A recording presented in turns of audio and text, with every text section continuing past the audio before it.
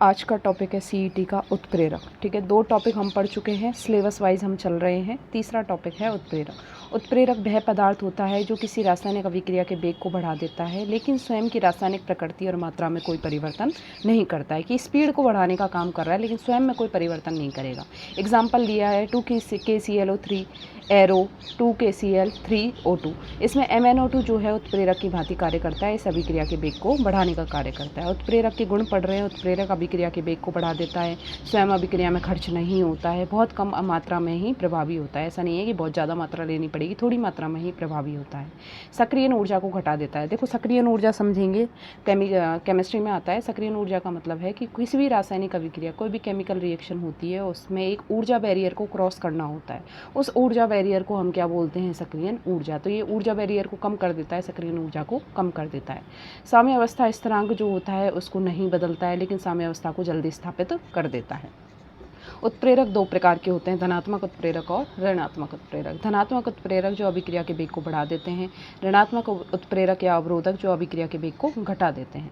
जैसे इस अभिक्रिया में MnO2 क्या है? धनात्मक उत्प्रेरक है, लेकिन H2O2 के उत्पादन की जो अभिक्रिया है उसमें ग्लिसरॉल जो होता है वो अभिक्रिया के वेग को घटा देता है। तो कैसे कार्य करता है? ऋणात्मक उत्प्रेरक की भांति। नेक्स्ट है उत्प्रेरण की बात कर रहे हैं कि ये जो पूरी घटना हो रही है उत्प्रेरक की, इसको उत्प्रेरण बोलते हैं, कैटालाइसिस बोलते हैं। समांगी उत्प्रेरण और विषमांगी उत्प्रेरण। जब अभिकारक और उत्प्रेरक एक ही अवस्था में हो, देखो स्थिर से पहले अभिकारक होता है, स्थिर के बाद उत्पाद होता है। तो तीर से पहले जो चीज़ें उपस्थित हैं उनकी अवस्था और उत्प्रेरक की अवस्था यदि समान हो, जैसे ये भी गैस है और ये भी गैस है, तो उत्प्रेरण कौन सा हो जाता है? समांगी। जैसे संपर्क विधि हमने ली है, संपर्क विधि में SO2 की अभिक्रिया O2 से करा रहे हैं, NO उत्प्रेरक काम में ले रहे हैं, ये सारी किस अवस्था में? गैस अवस्था में है, तो ये समांगी उत्प्रेरण हो गया। लेकिन जब अभिकारक और उत्प्रेरक की जो अवस्थाएं हैं वो अलग अलग हों तो उसे हम विषमांगी उत्प्रेरण कहते हैं। फॉर एग्जांपल हेवर विधि ली है हमने। हेवर विधि अमोनिया निर्माण की विधि है। इसमें हमने अभिकारक लिया है N2 और 3H2, दोनों गैस हैं, लेकिन जो उत्प्रेरक है वो कैसा है? ठोस है। तो अब इनकी अवस्था में परिवर्तन है, इसलिए कैसा उत्प्रेरण हो गया? विषमांगी उत्प्रेरण।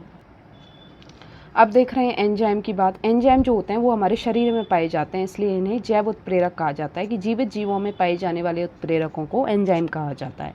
जैसे एमाइलेज है, स्टार्च का पाचन करता है। पेप्सिन एंजाइम है, प्रोटीन का पाचन करता है। लाइपेज एंजाइम है, वसा का पाचन करता है। यूरिएज एंजाइम है, यूरिया का अपघटन करता है। अब देखो, ऐसे बोला जाता है कि यदि हमारे शरीर में एंजाइम नहीं होना तो हम जो एक बार का भोजन खाएं उसको पचने में हजारों साल लगें। तो इसलिए एंजाइम बहुत आवश्यक होता है ताकि पाचन की अभिक्रिया को वो फास्ट कर दे, स्पीड बढ़ा दे उसकी, और जल्दी से हमारा भोजन पच जाए। अब औद्योगिक उत्प्रेरकों की बात कर रहे हैं जो उद्योगों में काम आते हैं। जैसे हमने लिखा है आयरन उत्प्रेरक जो है वो अमोनिया निर्माण में काम आता है, हेवर विधि में काम आता है। B2O5 उत्प्रेरक है, संपर्क विधि अर्थात सल्फ्यूरिक अम्ल निर्माण की विधि में काम आता है। प्लेटिनियम और रोडियम उत्प्रेरक जो है वो नाइट्रिक अम्ल के निर्माण की विधि अर्थात ओस्टवाल्ड विधि में काम आता है।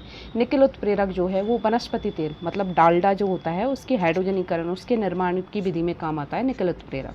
MnO2 उत्प्रेरक जो है वो KClO3 के अपघटन में, सबसे पहला एग्जाम्पल ही हमने ये पढ़ा था। फिर है जिगलर नाटा उत्प्रेरक। याद रखेंगे भाई, ये आता है बहुत। जिगलर नाटा उत्प्रेरक का सूत्र क्या है? TiCl4 titanium chloride plus AlC2H5 का होल ट्राईप्रोपिल एल्यूमिनियम। इनको हम क्या बोलते हैं? जिगलर नाटा उत्प्रेरक बोलते हैं। जो किस में काम आता है? जिगलर नाटा बहुलीकरण में। जिगलर नाटा बहुलीकरण से किसका निर्माण होता है? टेफ्लॉन।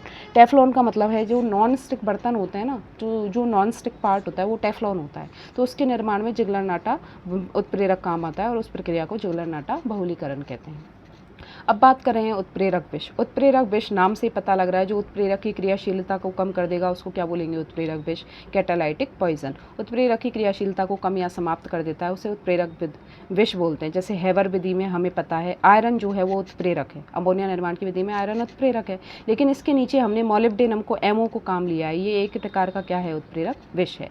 फिर आता है हमारा उत्प्रेरक प्रवर्तक या वर्धक, जिसको प्रमोटर बोल रहे हैं, जो उत्प्रेरक की क्रियाशीलता को बढ़ा देगा, उत्प्रेरक की क्रियाशीलता को बढ़ा देता है, उसे उत्प्रेरक वर्धक कहते हैं। हेवर प्रोसेस में वही आयरन के नीचे हम क्या ले लें? आयरन के साथ, आयरन तो उत्प्रेरक है, इसके साथ क्या ले लिया? या तो K2O ले लिया या Al2O3 ले लिया, ये क्या हो जाता है? वर्धक हो जाता है, इसकी अभिक्रिया को और फास्ट करेगा। ठीक है। अब लास्ट है, देखो ये इंपॉर्टेंट है, इस पे क्वेश्चन बहुत बन रहा है सीईटी पे। स्वतः उत्प्रेरित अभिक्रिया क्या होती है? कि वे अभिक्रिया जिनमें अभिकारक से उत्पाद बनता है और उत्पाद स्वयं ही उत्प्रेरक की भांति कार्य करता है, उसे हम कौन सी अभिक्रिया कहते हैं? स्वतः उत्प्रेरित अभिक्रिया कहते हैं। देखिए ये टॉपिक हमारा पूरा हो गया उत्प्रेरक। 3 टॉपिक अब तक हमने करा दिए। यदि आप लोगों को पसंद आ रहा है तो लाइक करें, शेयर करें, चैनल को ज़रूर से ज़रूर सब्सक्राइब करें, नोटिफिकेशन ऑन करें ताकि जैसे ही वीडियो डले आपको पता लग जाए। मोस्टली इवनिंग में ही वीडियो डलेगी, डेली रेगुलरली वीडियो डलेगी और सीईटी की जो एवरीडे साइंस है उसको कवर करेंगे। 12th वाली पढ़ रहे हैं हम, लेकिन प्रीवियस ईयर जो क्वेश्चन हैं वो 12th के भी देख रहे हैं और ग्रेजुएशन के भी देख रहे हैं। ठीक है, धन्यवाद।